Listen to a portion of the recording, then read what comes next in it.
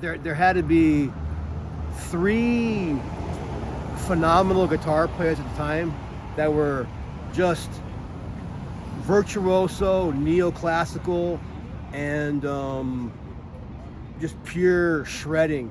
Steve Vai, Joe Satriani, and Yngwie Malmsteen.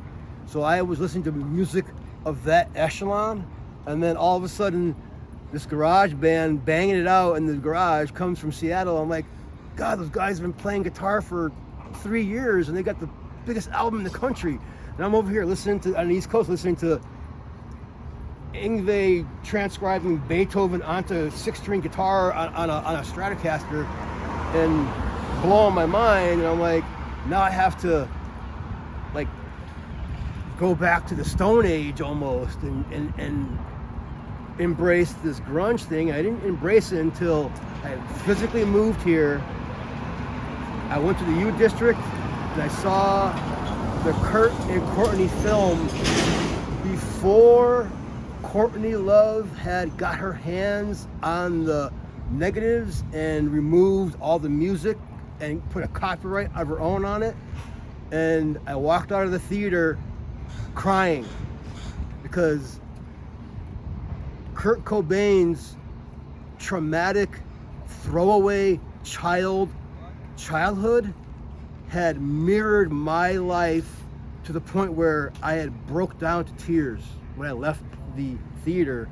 And then I made a pilgrimage and I drove to Aberdeen, and I went and met people who owned a gas station in Aberdeen, and they gave me a grand tour of where Kurt went to school, his home, and most of all, the bridge where he hung out and wrote lyrics and scribbled on the walls and consumed his drugs of choice. And I sat there and consumed some Mother Nature marijuana there, and I was disappointed in myself that I didn't realize and embrace this person while they were still on the planet.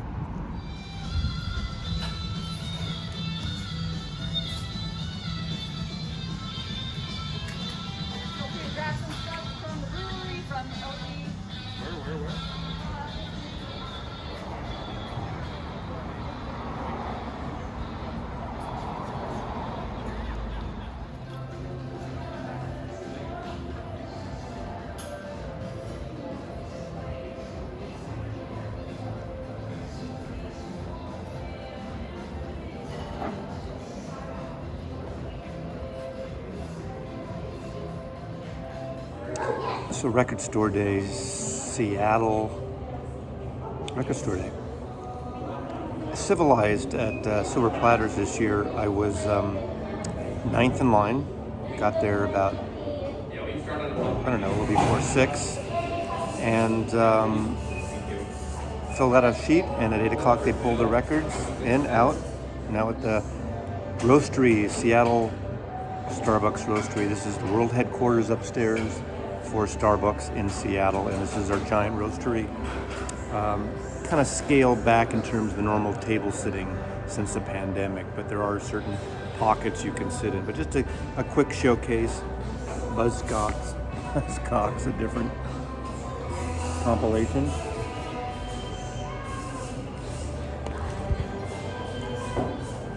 Jefferson Airplane comp. Now, this is only needed if you don't have a lot of the Airplane albums. I'm a completist when it comes to the Jefferson Airplane, one of my favorite bands. But the typical songs you'd expect, probably unnecessary for most people. But if you don't have any Airplane albums, this is not a bad record to check out. Although maybe Worst of Jefferson Airplane might be better. Of course, a great album, Percy, which is a soundtrack, some Who songs around, some Kink songs around this film, and films around the Lola period, including Lola, and some instrumental versions in God's Children. But I always love the soundtrack, so it's cool that they put that out. One of the better albums of this year so far. I have the CD. This is the first time it's been on vinyl. The new album by Daniel Lanois, the great ambient kind of pedal guitar player and producer.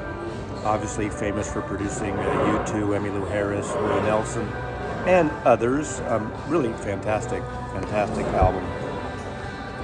To me, the best Robert Palmer album, the debut with the Meters backing him up, doing a bunch of Little Feat songs, Lowell George, Sneakin' Sally Through the Alley, Prince. I mean, come on, Prince. That was only on CD prior to this. Ella Fitzgerald. Now, this is sort of an EP, so it's strange. It's kind of this what do they call it? Parallel groove, some new fucking thing they come up with, I don't know. And my two favorite things, and this has been only on CD. This is Warren Zevon. These are preludes, so these are piano demos. Songs he did on his first two albums, a demo version. I've had the CD for, I'm thinking 15, 20 years or so. God, shut the fuck up. But I like this, but it's very lo-fi, but in a good way.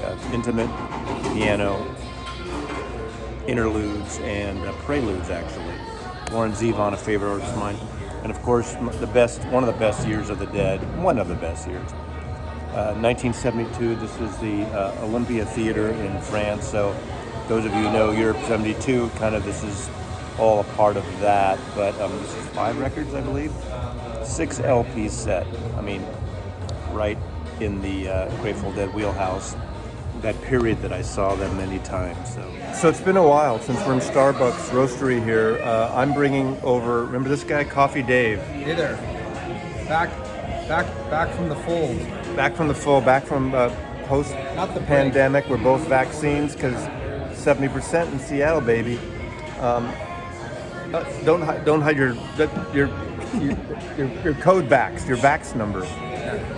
So anyway, there was 4 other, before I want to talk to Dave here. Steve Wynn from Dream Syndicate, Steve Wynn, Rarities and whatever I love, and kind of psychedelic-y, jammy, whatever. The 2 Steely Dan records that came out when no one was buying vinyl, hardly anyone. 2 by Nature, whatever, what's that called? 2 Against Nature, something to do with nature, and 2. Hardcore fan. And everything must go. And then Jonathan Richman having a party, Craft recordings with Jonathan Richman. Craft, that's not a small batch, fucking $100 record. It's not 20-something. So, cheers to the first pot. What, I don't have any yet, but I'm gonna get some. What new records have you bought recently? Or any? Oh, a lot of reissues of stuff. To be honest, I haven't been quite as creative, maybe as this guy. Well, like here. what? Like what? I bought off the top of my head. Let's see. I'm trying to think of a couple that are really. Man, there's been so many. Any Phil Collins? No Phil Collins lately. I do admittedly, sadly, have the box set of his stuff from the past. People should maybe know that, but I'm over it. People now. like Phil Collins. I'm just one of the few idiots that doesn't, apparently. No, he's Phil Collins. It's like, do you like Genesis? I do, but I like Genesis before he got off his drum stool and started singing. He should go stick. Like, I saw Genesis once when they toured Lamb Lies Down on Broadway. So I'm a Peter Gabriel Genesis person. Peter Gabriel years, before the old. Are you a prog fan? I'm a huge prog fan. What are your names of your favorite prog albums? I like King Crimson, Starless, and Bible Black. That's one of the, as far as a prog album goes. I mean, I like King Crimson in general. Of course, I like Yes. Emerson, Lake and Palmer. What about the next, like the weird? Those are like all the ones that I remember in the '70s. What about some weird prog things that people like me probably don't know because they're the next like deep down prog? UK with John Wetton. This is all part of the ecosystem, though, right? Like part of King Crimson and Emerson, Lake and Palmer, and Yes. They're all sort of related to each other, kind of in a, if you did a family tree of them, they would be. But yeah, I mean, UK and even Bill Bruford's solo stuff. Bill Bruford. Yes, he does. Like, it sounds kind of proggy. Alan Holtzman. Well, Bill Bruford plays drums on every prog album ever recorded in the history of prog. Asia, does that count? Everything. Yeah, Bill Bruford is sort of a he is sort of a Now retired, the prog god.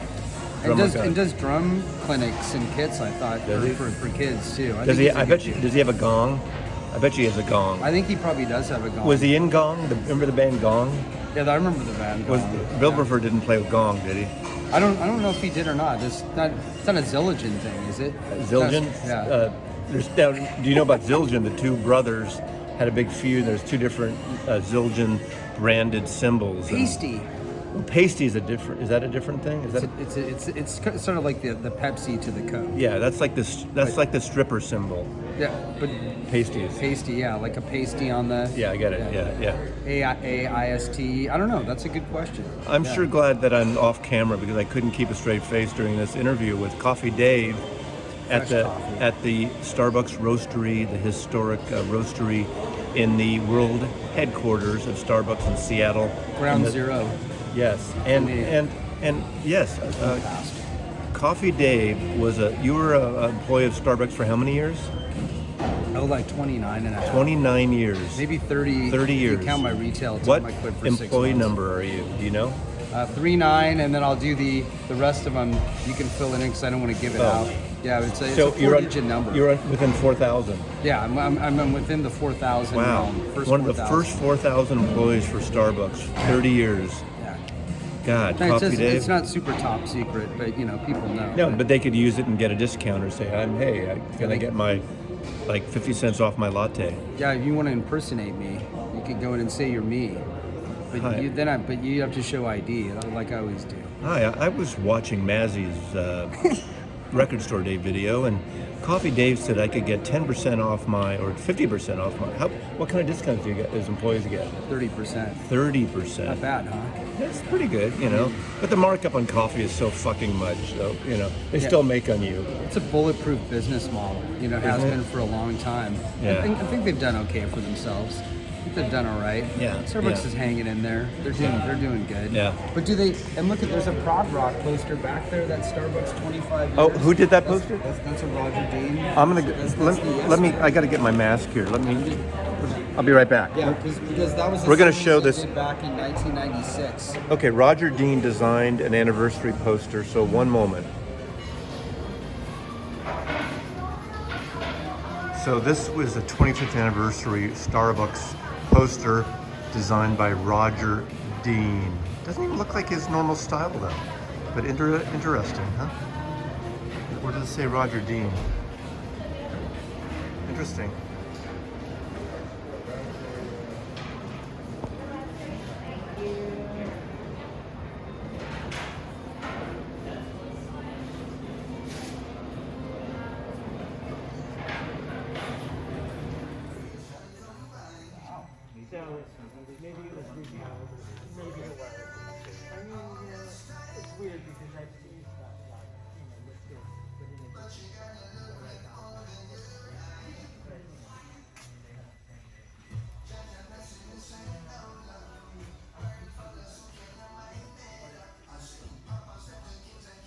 So Dave, let's see what you got for Record Store Day. Well, this is all impromptu, right? So I wasn't planning on getting any of these. This is just all walking into one store and just seeing it and grabbing it. Maybe a little bit of, Beetle Connection. Abbey Road, great remasters, great studio, iconic. Everybody knows it. At least those that know. Okay. This is the first one, The Fall. I don't know, great band, but don't know them super well. Friends that do, but I'm gonna give it a shot. That's a good one. Mazzy knows this one. Gonna do a little bit of Warren Zevon, like B-sides. Gonna check it out. I do like those first two albums, Those are the Excitable Boy. demos and early piano recordings. Yeah, that's The Prince. Okay. This is again Mazzy got this, and then I had to follow him because I said, wait, I forgot about that. I'm gonna add that to the collection. That's awesome. Then I saw this one, and I said, don't even know who that is. I'm not sure. What the Something fuck? experimental. You don't know what that is? Don't know who they You are. bought it for the cover? Yeah, but on the back, this is it. So I know you probably, some of you know, maybe I you don't know who that I is. don't know. It's some indie thing. One at Strix Point Never, one at we don't know what that is. I have no idea. I don't know, but God. I'm gonna check it out. Then I Talk saw about a this. money grab. I Money know. grab. The money grab keeps Oh, going. Flaming Lips. Soft Is that Bill- like a faux bootleg? What is that? No, it's a like additional tracks to Soft Bulletin, which came out in 1998. Fine album. Saw him down at the Showbox Flaming back Lips, in '98. lips. Great show. Don't know about the outtakes, but couldn't resist. I said, hey, got to check it out. I got that. Then this one, another Mazzy one. You know, hey. It's not a Mazzy, just because I'm from San Francisco. Oh, Yeah, Grateful Dead. but I forgot about this. But then I would have saw it, and I said, I can't resist. I have the Europe 72. Olympia 72, France. Is it in French? I don't know. That doesn't look French to me. Oh, does it? do they do Le Bertha? Le Bertha? They could do Le Bertha, but Me- Die Bertha. How about Deutsch? Me en mon oncle? Me à mon colquel. Me and my uncle. Oh. Me en mon Colquel. oncle. Yeah. Yeah. Onkel. Auf Deutsch, ja? Fucking planes, man. We're about SeaTac, Boeing Field here. Jesus Christ. All right, we got this one right here. Oh, that's not a record store day, though. Yeah, it's not record store day, sorry, but music on Melvin's. vinyl. It's a digi copy. Haven't seen it before. I gotta check it out. I got Okay. a CD. Sounds great, by the way. All right. Yeah. And then this one, oh man, I wasn't planning on this either. Uh-oh. The Hemispheres box, not record store day either. That's for a Canadian friend. That's a big fucking brain. That must be a smart record. Is it? Well, I don't know. Does Ayn Rand know about this album? Does I she know don't about the know. Does she? reissue? I don't know. She probably cared. I don't even know that Rush album. Probably wouldn't give I'm a not a, like I only have a couple. I have, what is it, 2012 and 2112 and Moving Pictures. Yeah, that's what I got. Don't bother with anything else. I mean, That's just keep Bon Iver. That's Bon not. Iver, I have that's that. not record store day It's not either. record store day. That, My ex-girlfriend took her copy. I had to like, she introduced me to him, so your I had to like. ex-girlfriend ripped you off. I She hate that. You should have wrote your name on all your records. God, what the I know. I'm fuck? Jesus. She wouldn't even let me give me time to personalize them before she took them. Can you Jesus, believe I that? hate that when it happens. not Don't fair. mix your records together with girlfriend or wife's records. Don't mix your records. Don't do Oh, it. is that Lee Perry, Lee Scratch Perry. Don't know what it is again. There's so much Lee Oh, Perry, well, but there's 752,000 different Lee Perry records, times 10 of mixes and scratch records. in other words, it's like exponentially in the universe for how much you could go for the Lee Perry. So you'll never get to listen to all of it. But see- you have no idea what the hell it is, They but you I think don't it even looks see good. the name Scratch on there. I don't Is know. that We a got different? roast fish, collyweed, and cornbread on the back. I didn't get that. That's part of the upsetter. I like to hear that at some point. Yeah, we'll get that. And then the last one. Oh, there's more. Save the best. This is the last one. Save the best, or maybe the worst for last. Again, my ex-girlfriend, she introduced me to it. She took it.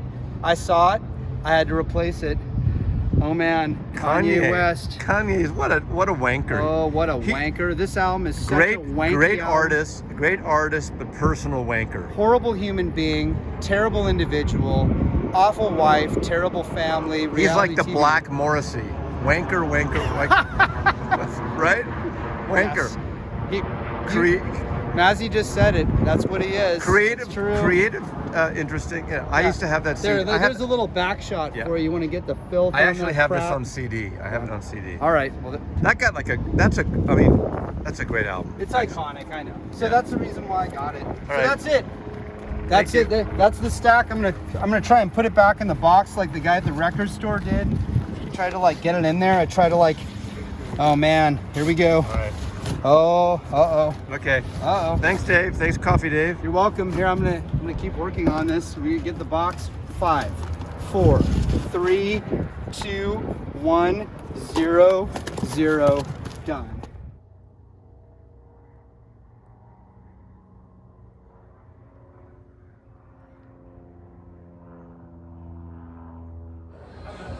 Mazzy loves you.